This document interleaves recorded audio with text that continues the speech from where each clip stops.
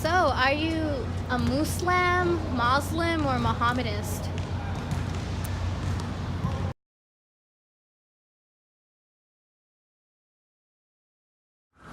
Being American could mean anything. It shouldn't be limited to anything. You could be, I don't know, trans and black and, I don't know, Hispanic and everything in between and be American. I'm Muslim, brown. I wasn't born here, but I'm still American. I was raised here my entire life.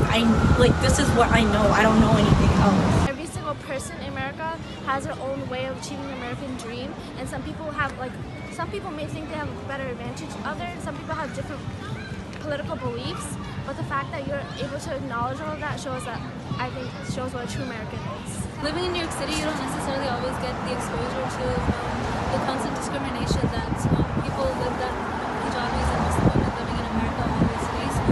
But it's important to keep in mind that while you're living here, and especially being a youth, it's a very confusing time in terms of self-esteem. Like being a hijabi woman, it's like, especially when you're young, it's kind of like when people are looking at you as if you're different and you already have these societal standards to look certain type of beautiful, and it's just it takes a toll on somebody's self-esteem, and if they don't have this proper community and support, then they won't be able to carry on to this journey that they have.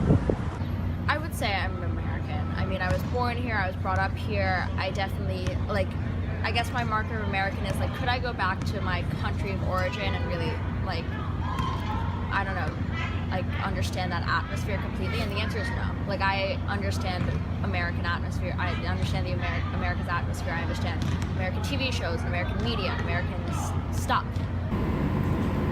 I feel American, but mostly because I was born in America, born in New York City, and raised in New York City. I don't really have any other country that I could connect myself to, although my parents are from Bangladesh, and that has been a very large part of my upbringing. I can't just call myself Bengali without saying Bengali American, because I was raised here with these values around me. At the same time, I don't think we should use American as kind of the peak point of our identity. America shouldn't be exclusive from us, but at the same time we should recognize that there's problems with America. And if there's a hadith that Islam came as something strange, and it will end as something strange, so God tidings to the stranger. If we're kind of different from America, then we should use our differences and take what's good from both things and use that for ourselves. Does being American mean you always agree with what your country is doing or agree with what your politician is saying? No. But I think that's also another part of being American, just having the ability to critique your government, critique what's going on around you. Basically, there's three different parts to being an American Muslim woman, because first of all, American Muslim is kind of an oxymoron in itself, because people look at you like you're not American, and especially if you're brown and people can tell by the color of your skin, you're okay, first of all, you're colored, second of all, you wear hijab, and then third of all, you identify as an outspoken Muslim, so then you're kind of a target for a lot of people. They can come at you because you're a woman, they can come at you because you're not American, because you're Bengali like we are, and they can come at you because you're a terrorist because you wear this. So it's kind of you get attacked from a bunch of different sides, but you learn to deal with it and stuff, because obviously people who are going to say that to you aren't aware of what Muslims really are and what they're like and what they do. So you can't really take their judgment as something serious. You guys have to kind of brush it off.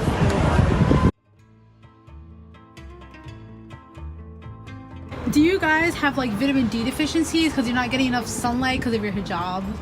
Okay, so nobody's supposed to know this, but in every Muslim's basement, there's a tanning bed where when we're alone, we go and get the excess vitamin D because we can't really get it from the sun.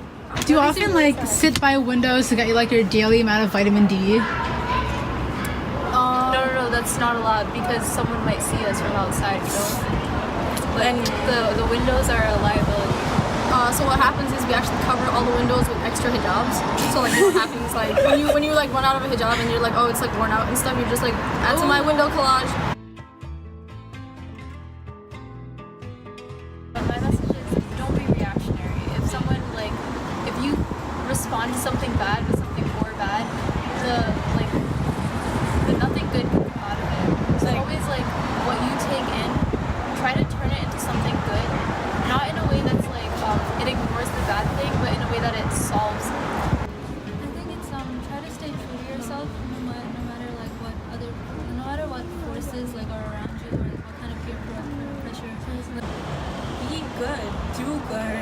and it's keep it really general. It's like a hadith, a quote from the Prophet ﷺ, and it's speak a good word or remain silent.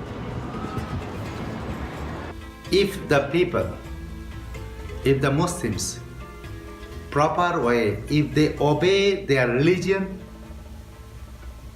then peace will come into the world.